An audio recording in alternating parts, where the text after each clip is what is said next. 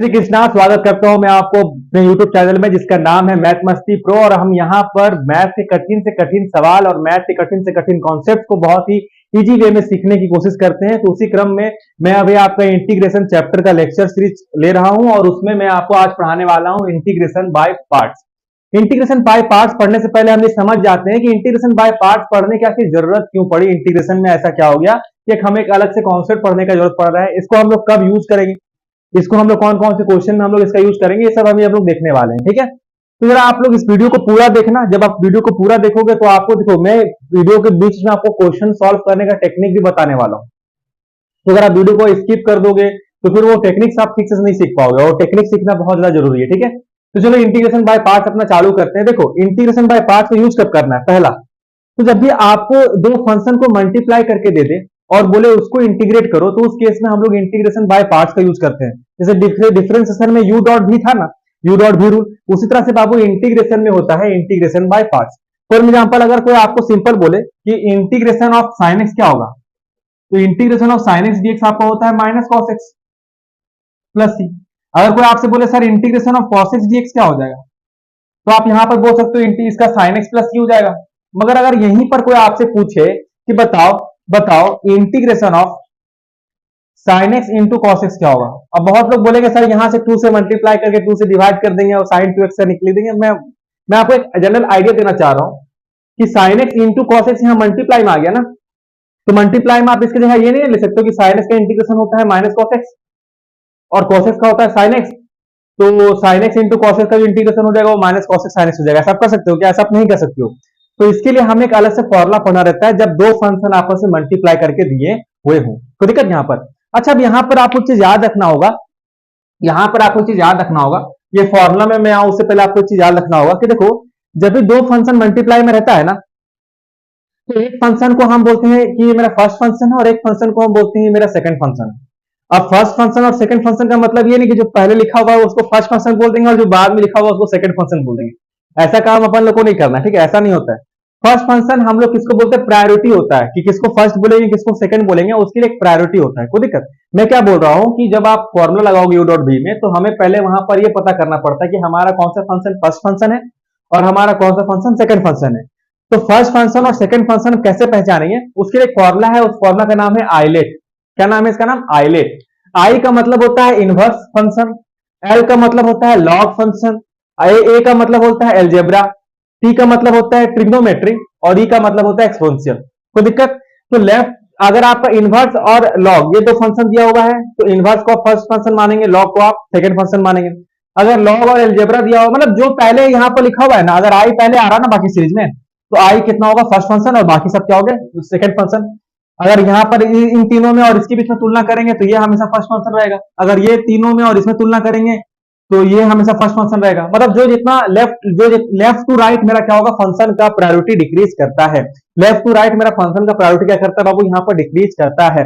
For example, अगर मैं आपके सामने ऐसा समझाऊं कि इंटीग्रेशन साइन एक्स ई का पावर एस लिखा हुआ आपको, तो आप इन दोनों में किसको फर्स्ट फंक्शन मानोगे और किसको सेकंड फंक्शन मानोगे? तो देखो मेरा यहां पर जो ट्रिग्नोमेट्री है वो टी वो पहले आ रहा है एज कंपेयर टू ई से एक्सपोनेंशियल से, तो ये पहले आ रहा है ये बाद में आ रहा है, तो इसको हम बोलेंगे फर्स्ट फंक्शन और इसको हम बोलेंगे सेकंड फंक्शन। कोई दिक्कत? एक और एग्जांपल मैं आपको बता देता हूं यहीं पर। अगर मान चलो आपसे को पूछता है इंटीग्रेशन लॉग एक्स और साइन इनवर्स एक्स, तो देखो मैंने यहां पर लॉग एक्स को पहले लिख दिया तो क्या इसको फर्स्ट फंक्शन बोल देंगे क्या? नहीं, ऐसा नहीं करना है। आप यहां पर प्रायोरिटी चेक करेंगे। देखो लॉग क्या है? लॉग से पहले क्या लिखा हुआ रहता है? इनवर्स, तो इनवर्स मेरा क्या हो जाएगा यहाँ पर? फर्स्ट फंक्शन और लॉग मेरा क्या हो जाएगा? Second function. आई होप कि आप समझ गए होंगे कि इंटीग्रेशन में अगर दो फंक्शन आपको मल्टीप्लाई करके दिया हुआ होगा और आपको ये पूछ रहा होगा कि बताओ भाई इसमें से मेरा कौन फर्स्ट फंक्शन और कौन सेकंड फंक्शन है, तो आप देखकर बता सकते हो। ठीक है? अच्छा ठीक है सर, हमको फर्स्ट फंक्शन कौन है, सेकंड फंक्शन कौन है हमको मालूम पड़ गया। फर्स्ट फंक्शन कौन है, सेकंड फंक्शन कौन है हमको मालूम पड़ गया। अब फॉर्मूला को कैसे लगाना है देख लो। देखो ये खतरनाक सा दिखने वाला आपको जो फॉर्मूला दिख रहा है ना, इसको मैं आपके लिए बहुत ही ज्यादा इजी बना दूंगा अगर आप वीडियो को पूरा देखोगे तो देखो फॉर्मूला क्या है मैं आपको पहले बता देता हूं, फिर जल्दी से अपन इसमें 2-3 एग्जांपल कर लेते हैं और फिर धनाधन इस क्वेश्चन को इस कॉन्सेप्ट को समझ जाएंगे। तो देखो तो आपको यहां पर क्या है ना, इंटीग्रेशन u डॉट v करना है। अगर किसी को मेरा u और v दोनों सेम लग रहा हो तो उसके लिए बहुत बहुत माफी, मैं बता देता हूं ये ऐसा u है और ये वाला क्या लिखा हुआ है? v लिखा हुआ है। ठीक है, तो हम यहाँ पर मान लिए अपने से u को हम फर्स्ट फंक्शन मान लिए और v को हम सेकंड फंक्शन मान लिए, ठीक है। अब फॉर्मूला कैसे लगाना है आपको कि आपको सबसे पहले फर्स्ट फंक्शन को बाहर निकाल देना है, फर्स्ट फंक्शन को क्या कर देना है, बाहर निकाल देना है, इंटीग्रेशन से भाग, यहाँ से भाग, फर्स्ट फंक्शन को भाग, यहाँ से भाग निकाल देना है, और सेकंड फंक्शन को कर देना है इंटीग्रेट, सेकंड फंक्शन को क्या कर देना है, इंटीग्रेट, कोई दिक्कत यहाँ पर। फिर बीच में लगाना है आपको माइनस, क्या लगाना है, माइनस, फिर बड़का इंटीग्रेशन, ये कौन सा इंटीग्रेशन है, देखो यहाँ पर दो दो इंटीग्रेशन हो रहा है, ठीक है। तो पहले है बड़का इंटीग्रेशन, उसके बाद अंदर में जिस फंक्शन को आप बाहर निकाले थे ना, उस फंक्शन को आपको करना है डिफरेंशिएट, मल्टीप्लाई, सेकंड फंक्शन को आपको एक बार और यहां पर क्या करना है, इंटीग्रेट। फिर ये जो रिजल्ट आपको आएगा ना, उस पूरे रिजल्ट को आपको एक बार और इंटीग्रेट करना है, और फिर जाकर आपको आपकी फाइनल आंसर की प्राप्ति होगी, ठीक है। अब फॉर्मूला आपको लिखने से तो उतना कोई खास समझ में नहीं आया होगा, हम भी स्टूडेंट लाइफ थे, हमको भी उतना, लेकिन हाँ जब मैं इसमें आपको क्वेश्चन करके दिखाऊंगा ना, तो आपको बहुत ज्यादा क्रिस्टल क्लियर हो जाएगा, कोई दिक्कत। तो चलो इस पर हम लोग क्वेश्चन करते हैं एक चुटकी के साथ।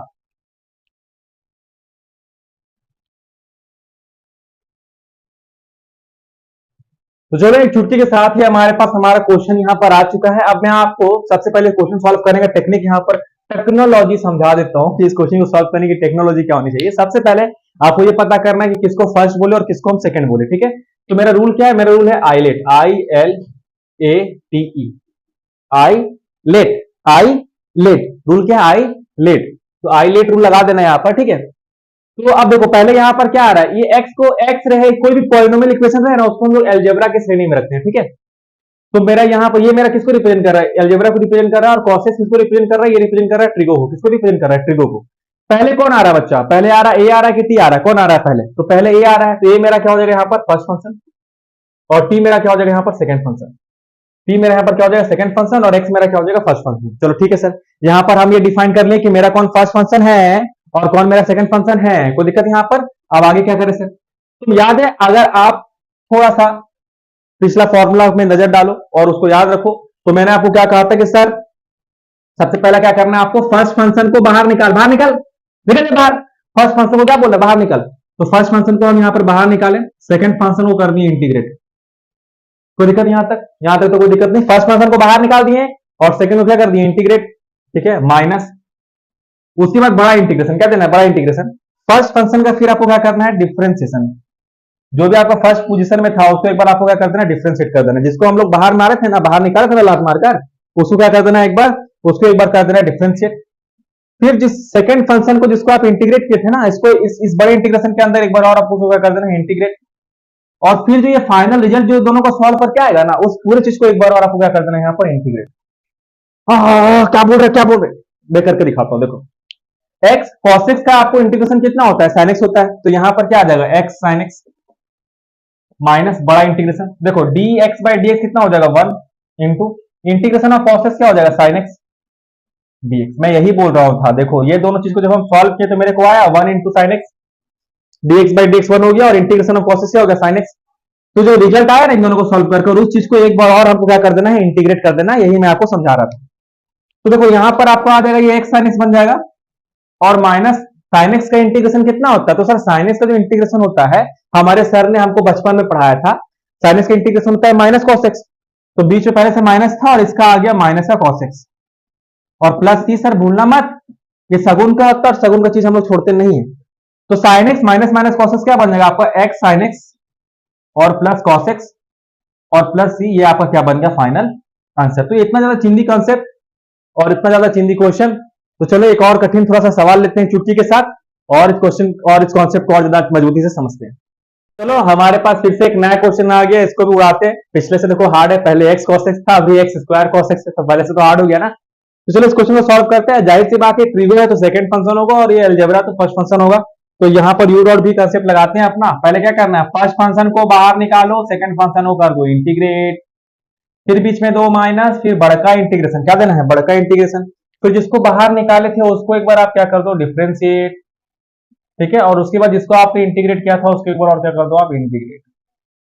बस इतना ही काम है आपको, तो दिक्कत यहाँ पर। अब चलो इसको सॉल्व करता हूं मैं। तो यहाँ पर तो cos x का फर्दर sin x हो जाएगा, तो ये बनेगा x square sine X minus integration d by D x of x square क्या हो जाएगा, 2x हो जाएगा। अच्छा, इंटीग्रेशन ऑफ cos x क्या होता है, sin x होता है, और इस चीज का भी क्या करना है हमको, एक बार और इंटीग्रेट करना है। देखो ये 2 बाहर आ जाएगा, ये 2 बाहर आ गया। अच्छा एक बात बताओ, अब हमको क्या सॉल्व करना है, एक्स साइन एक्स सॉल्व करना है। क्या सॉल्व करना है हमको, integration of x sine x. जरा गौर से देखो, यहां पर भी एक बार और हमको यू डॉट भी लगाना होगा, इसको भी बिना यू डॉट भी लगाए सॉल्व नहीं कर सकते, इसलिए मैंने इस क्वेश्चन को बोला हार्ड है। बहुत लोग बोलेंगे एक्स की जगह एक्स स्क्वायर कर दिया और बोले हार्ड है। तो देखो, जहां पर आपको 2 बार यू डॉट भी लगाना होता है ना, वैसे क्वेश्चन आपके बोर्ड एग्जाम के लिए बहुत ज्यादा इंपॉर्टेंट होते हैं।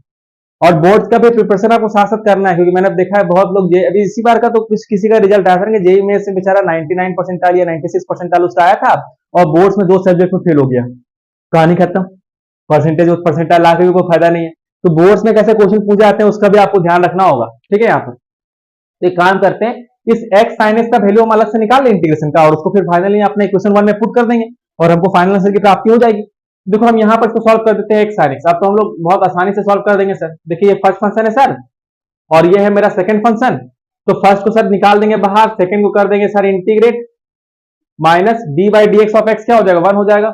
लिख ही देता हूं, मैं पूरा लिख देता हूं, D by D x integration sine x, और इस पूरे का भी फिर एक बार क्या करना है, आपको इंटीग्रेट करना है। ये आपको हो जाएगा माइनस एक्स कॉस एक्स, ये क्या हो जाएगा आपको, माइनस एक्स कॉस एक्स। यहां आ जाएगा माइनस, ये आपका बन जाएगा x, sorry D x by D x कितना हो जाएगा 1, और इंटीग्रेशन ऑफ साइन एक्स क्या होता है, माइनस का कॉस एक्स, और ये माइनस माइनस क्या बन जाएगा plus, integration of cos x क्या हो जाएगा साइन एक्स। तो फाइनली आपको क्या मिल जाएगा, sign X minus X cos x. देखो, मैंने उसको इंटीग्रेट कर दिया, यहाँ पर एक्स साइन एक्स को इंटीग्रेट कर दिया, तो क्या आ गया, sign X minus cos x. हाँ, चूहा सर, चूहा, ये तो आसानी से हो जाएगा। तो एक्स साइन एक्स को मैंने इंटीग्रेट किया बाबू, और क्या आ गया, sign X minus cos x. चलो यहाँ पर पुट कर देता हूं, तो मेरे पास फाइनल रिजल्ट क्या बचेगा, X square sine X minus 2 multiply में, और अंदर में क्या आ जाएगा बाबू, sine X minus X cos X. इसको तो सॉल्व कर ही दोगे आप, कोई दिक्कत की बात इसमें नहीं होगी, है ना। -2 के अंदर मल्टीप्लाई कर देते हैं, तो x square sine X minus 2 sine x और प्लस 2 एक्स कॉस एक्स। और ये क्या हो गया आपका फाइनल छोटा सा आंसर। ये क्या हो गया आपका फाइनल छोटा सा आंसर। कोई दिक्कत यहाँ पर, ये हो गया आपका छोटा सा आंसर। आई होप कि आपको ये टॉपिक, ये कंसेप्ट और इससे रिलेटेड किए जाने वाले 2 क्वेश्चंस आपको समझ में आ गए होंगे। कोई दिक्कत यहाँ पर। अब हम लोग नेक्स्ट कंसेप्ट की ओर चलते हैं। चलो, ढीम चपाक डमडम के मंत्र के साथ अब हम लोग जो है इंटीग्रेशन बाय पार्ट्स का कुछ अच्छे थ्योरम्स के बारे में जानने वाले हैं। मतलब ऐसा आपको क्वेश्चन दिखा रहेगा ना, जैसे कि मैं आपको बता देता हूँ। देखो, मतलब ऐसा अगर आप फॉर्म में आपको मिल गया क्वेश्चन, तो आपको डायरेक्ट आंसर लिखना है, वहां पर आपको इंटीग्रल बाय पार्ट्स नहीं लगा देना है। जैसे कुछ स्पेशल फॉर्म्स होते हैं, उसके बारे में हम लोग डिस्कस करने वाले हैं। पहला फॉर्म इसका क्या हो गया ना, अगर कभी आपको इंटीग्रेशन देख रहा है ए के पावर एक्स, उसके अंदर में एफ एक्स और प्लस एफ डेस एक्स, ऐसा अगर कुछ भी देख रहा है, काफी फेमस क्वेश्चन पूछे जाते हैं इसमें। इसमें बोर्ड्स में तो भर भर के क्वेश्चन आते हैं, और जेईएमएस में भी भर भर के क्वेश्चन आते हैं इस तरह के फॉर्म में। मतलब ये इंटीग्रेशन बाय पार्ट्स के कुछ स्पेशल फॉर्म्स पढ़ रहे हैं। इंटीग्रेशन बाय पार्ट्स के कुछ स्पेशल फॉर्म्स पढ़ रहे हैं। ढीम चपा का डमडम कुछ इंटीग्रेशन बाय पार्ट्स क्या कर रहे हैं, कुछ स्पेशल फॉर्म्स पढ़ रहे हैं। उन फॉर्म्स में से पहला फॉर्म ये है कि अगर आपको कुछ ऐसा दिखाई दे, ई के power X into F X plus F dash X, कोई दिक्कत, तो यहां पर अपन लोग को वो इंटीग्रेशन बाय पार्ट को लंबा छोटा फॉर्मूला लगाने की जरूरत नहीं है। इसका जो डायरेक्ट आंसर हो जाएगा बाबू, वो डायरेक्ट आंसर हो जाएगा ई के पावर एक्स एफ एक्स। याद करो, याद करो, याद करो, इसको चीज को याद करो। कभी भी अगर आपको ई का पावर एक्स दिखे क्वेश्चन में, कभी भी अगर आपको ई का पावर एक्स दिखे क्वेश्चन में, तो आपको इंटीग्रेशन बाय पार्ट्स लगाने से पहले, सब्स्टिट्यूशन लगाने से पहले एक बार ये जरूर चेक कर लेना है कि क्या इसमें ये वाला फॉर्म लग रहा है, क्या उसके अंदर में एफ एक्स प्लस एफ डेक्स की है। अगर है तो हम डायरेक्ट आंसर क्या हो जाएगा, ई का पावर एक्स। सर इसका एक एग्जांपल करवा दो। तो जैसे देखो, मैं आपको यहाँ इसका एक प्यारा सा खूबसूरत सा नन्हा सा एग्जांपल बताता हूं। तो इसका एग्जांपल क्या है, सपोज करो आप कर रहे हो इंटीग्रेशन, ई का पावर एक्स दिया हुआ है और आपको दिया हुआ है साइन एक्स और प्लस कॉस एक्स। चलो गौर से देखो, अच्छा एफ एक्स और एफ एक्स क्या है, दोस्त का दुश्मन, दुश्मन और दोस्त दोनों जब साथ में हो और ई का पावर एक्स बाहर में हो तो वो आंसर हो जाता है। देखो कैसे, मतलब यहाँ साइन एक्स है और साइन एक्स का डेरिवेटिव क्या होता है, कॉस एक्स। बाहर में क्या लिखा हुआ है, ई का पावर एक्स, ई का पावर एक्स है ये। यहाँ साइन एक्स को बोल सकते हैं एफ एक्स, और इसको डिफरेंशिएट करोगे तो क्या आ जाएगा आपको, एफ डेस एक्स यानी कॉस एक्स आ जाएगा, है ना। तो इसका ये वाला फॉर्म में आ गया ना, ई का पावर एक्स है, हाँ सर है, एफ एक्स है, हाँ सर है, ये एफ डेस एक्स है, हाँ सर है। तो इसका डायरेक्ट आंसर क्या हो जाएगा बच्चा, इसका डायरेक्ट आंसर हो जाएगा ई का पावर एक्स साइन एक्स। उतना लंबा छोटा फॉर्मूला कौन लगाता है यार, हम इसको याद रखेंगे ना। बोर्ड्स में भी डायरेक्ट यूज कर सकते हो, बोर्ड्स में भी कोई मनाही नहीं है, डायरेक्ट आप इस चीज का यूज कर सकते हो। तो चलिए पहला फॉर्म कैसे यूज करना है, क्या होता है, आई होप कि आप समझ में आ गया होगा आपको। कभी भी का पावर एक्स रहे, अंदर में F X plus F dash x रहे, तो हम डायरेक्ट वाला फॉर्मूला लगाते हैं। ये पहला स्पेशल फॉर्म था, अभी आगे और भी स्पेशल फॉर्म्स आएंगे, कोई दिक्कत। तो चलो नेक्स्ट स्पेशल फॉर्म देखते हैं। तो चलो इंटीग्रेशन बाय पार्ट्स का जो दूसरा स्पेशल फॉर्म हमें पढ़ना रहता है वो ये वाला फॉर्म है कि कभी भी आपको ई का पावर दिखे जीएक्स, पिछला फॉर्म में क्या था, ई का पावर सिंपल एक्स था, और यहां पर क्या है, ई का पावर जीएक्स। अच्छा, इसमें मैं आपको बता दूं ना, इस फॉर्म में जेई मेंस और जेई एडवांस दोनों में क्वेश्चन आ चुके हैं, ठीक है। तो ई का पावर जीएक्स और अंदर में रहे एफ एक्स जी डेस x plus F dash x, तो इसका जो फाइनल आंसर आपको हो जाएगा, डायरेक्ट आपको यहाँ पर लिखना है ई का power G X into F X, E का power G X into F X, ये आपको डायरेक्ट यहाँ पर आंसर लिख देना है। अगर कभी भी आपको दिखे बाबू ई का पावर जीएक्स इंटीग्रेट फिर अंदर में एफ एक्स जी डेस x plus F dash x, इसका आपको डायरेक्ट आंसर क्या बता देना है, आपको इसका डायरेक्ट आंसर बता देना है ई का power GX plus F x. Sir इसमें भी क्या हम एक न्यूमेरिकल कर ले क्या, तो चलो इसमें भी मैं आपको एक न्यूमेरिकल करवा देता हूँ, एग्जांपल अभी करवा देता हूँ लिखकर, देखो फॉर्मूला बस याद रखना बाबू, फॉर्मूला क्या था इसका, फॉर्मूला मैंने क्या लिखवा दिया आपको, ई का पावर एक्स सॉरी ई का power G X into F X, ये फॉर्मूला बस आप याद रखना। और एक क्वेश्चन देता हूं मैं आपको, देखना कितना जल्दी इस क्वेश्चन सॉल्व होगा, ठीक है। तो इंटीग्रेशन मैं यहाँ पर ले लेता हूँ सपोज करो ई का पावर साइन एक्स, तो मेरा जीएक्स की जगह में क्या आ गया साइन एक्स, ठीक है। उसके बाद एफ एक्स की जगह में ले लेता हूँ मैं कॉस एक्स, जी डेस एक्स क्या हो जाता है साइन एक्स का, कॉस एक्स ही हो जाता है, ठीक है सर, कॉस एक्स और प्लस यहाँ एफ डेस एक्स, तो ये आपका हो जाएगा माइनस का साइन एक्स।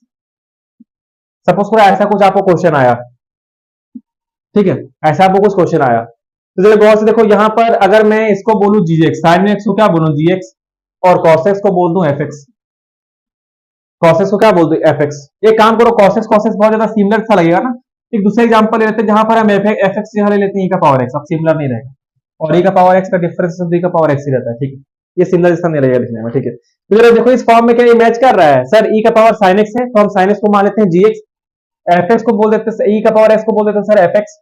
सर जो cos x होता है वो g डेस x होता है, cos x क्या होता है मेरा g डेस x होता है। अच्छा e का पावर x को हम f डेस x भी बोल सकते हैं सर, क्योंकि दोनों ही सेम होते हैं। तो सर क्या ये वाला ऊपर वाला फॉर्म में कन्वर्ट हो गया सर, हाँ सर ये ऊपर वाले फॉर्म में कन्वर्ट हो गया। तो सर क्या हम इसको बाय पार्ट्स लगा के सॉल्व करें, पागल हो क्या, क्यों लगाना है बाय पार्ट्स, डायरेक्ट फॉर्मुला है ना, बाय पार्ट्स नहीं लगाना। अब हम इसके जगह डायरेक्ट फॉर्मुला क्या बोल देंगे, e का power gx into F X, E का पावर gx बाबू क्या है यहाँ पर, e का पावर साइन x, और एफ एक्स में क्या है यहाँ पर e का पावर x, तो इसका फाइनल आंसर हो जाएगा e का power sine x into e का पावर x, ठीक है। इसको और सजा के आप कैसे ले सकते हो, तो बेस सेम है तो पावर ऐड हो जाता है, तो साइन एक्स प्लस एक्स, और ये हो गया आपका फाइनल आंसर। कोई दिक्कत, चलो अब नेक्स्ट कॉन्सेप्ट की तरफ जाते हैं, आई होप कि आपको ये समझ में आ गया होगा। चलो अब हम ना एक काम करते हैं कि आगे का कॉन्सेप्ट करने से पहले पीछे का कुछ कुछ क्वेश्चन कर लेते हैं, ठीक है।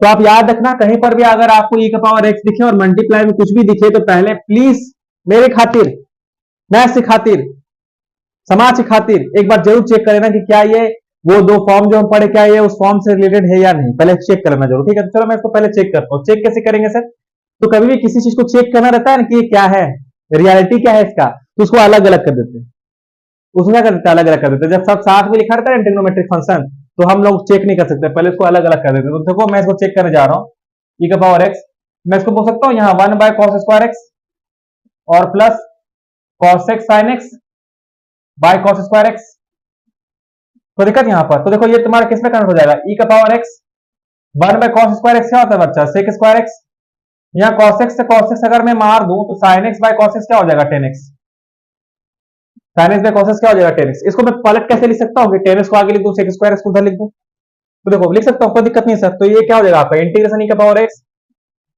10x प्लस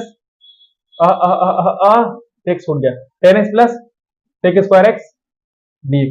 अब बताओ कि आप इंटीग्रेट कर रहे हो e का power x 10x plus sec square X, तो जरा गौर से देखो ये मेरे e का पावर x है, 10x मेरा क्या हो जाएगा यहाँ fx, और 10x का डिफरेंशिएशन क्या होता है सेक स्क्वायर एक्स, तो सेक स्क्वायर एक्स में क्या आ जाएगा f dash x, sec square X में क्या आ जाएगा बच्चा f डैश x।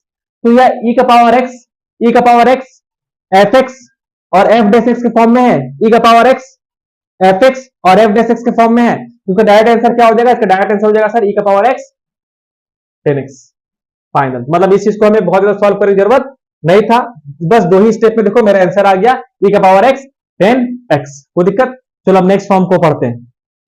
तो चलो लास्ट के दो फॉर्म बचे हैं, ठीक है, इसके बाद हमारा ये टॉपिक खत्म हो जाएगा, तो इन दोनों फॉर्म को भी आसानी से हम लोग डिस्कस कर लेते हैं और फिर इससे रिलेटेड क्वेश्चन भी बना लेते हैं, ठीक है।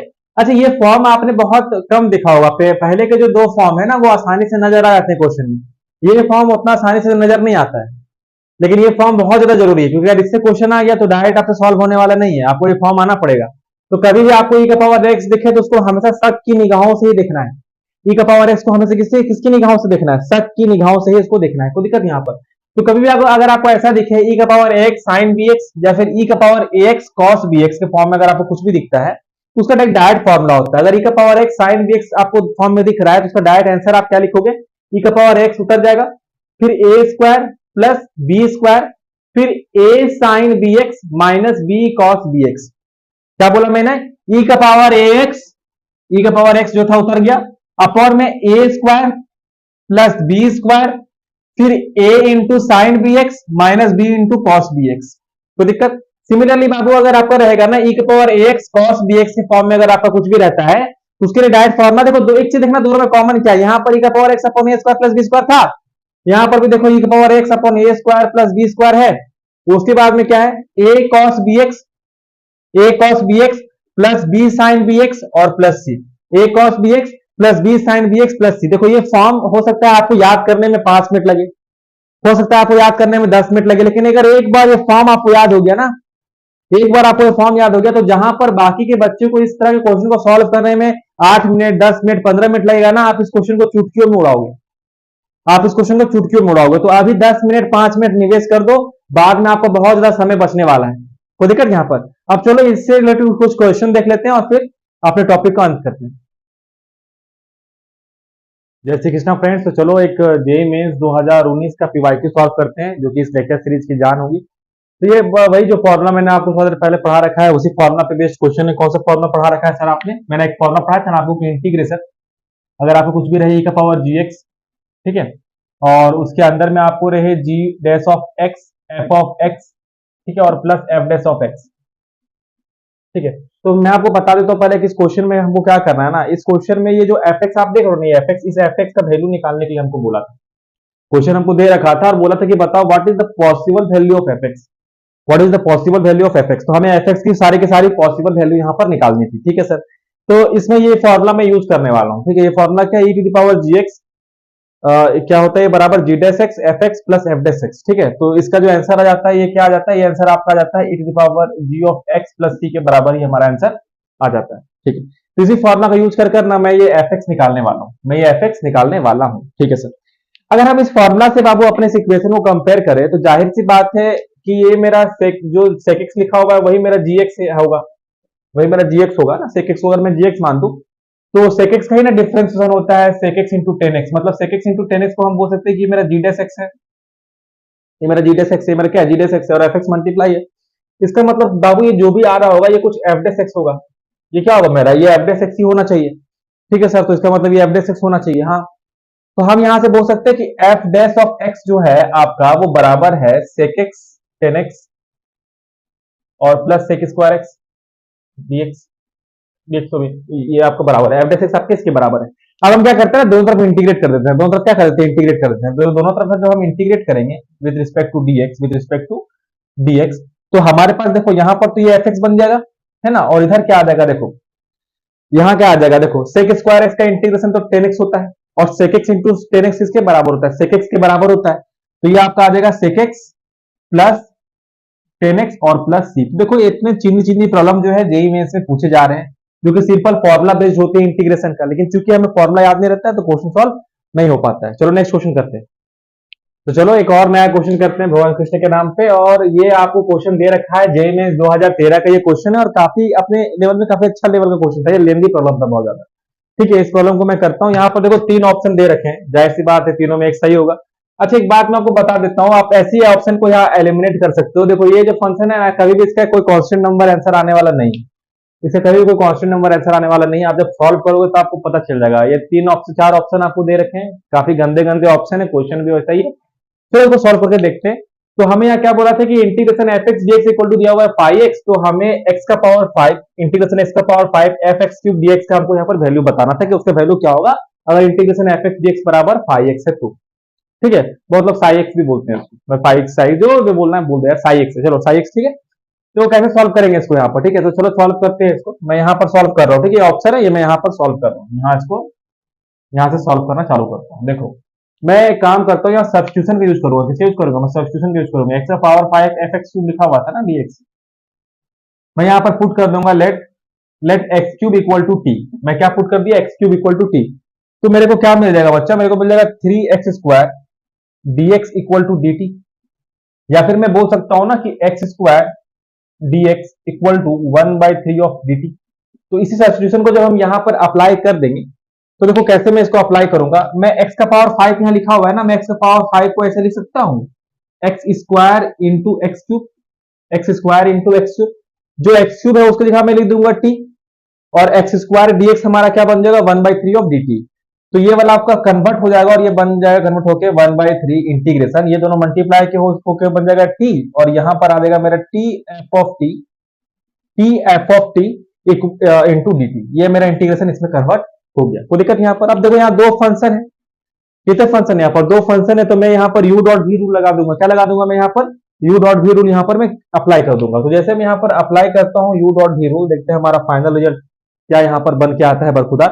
तो जैसे मैं यहाँ पर u डॉट भी रूल लगाता हूं, तो क्या हो जाएगा? देखो मैं t को मान ले रहा हूँ फर्स्ट फंक्शन, और ft को मान ले रहा हूँ सेकंड फंक्शन। मैं ft को क्यों सेकंड फंक्शन मान रहा हूँ ना, क्योंकि हमें एफ एक्स डी एक्स का इंटीग्रेशन दे रखा है, इसलिए मैं इसको सेकंड फंक्शन में इसको ही इंटीग्रेशन में रखना चाह रहा हूँ। ठीक है, तो 1/3 को फिलहाल हम अपना आराम करने के लिए इसको बाहर में रखते हैं, और इसमें u डॉट भी लगा देते हैं। तो क्या हो जाएगा? t integration f of t dt, बीच में माइनस आएगा, फिर बड़का इंटीग्रेशन dt बाई dt, फिर integration f of t dt।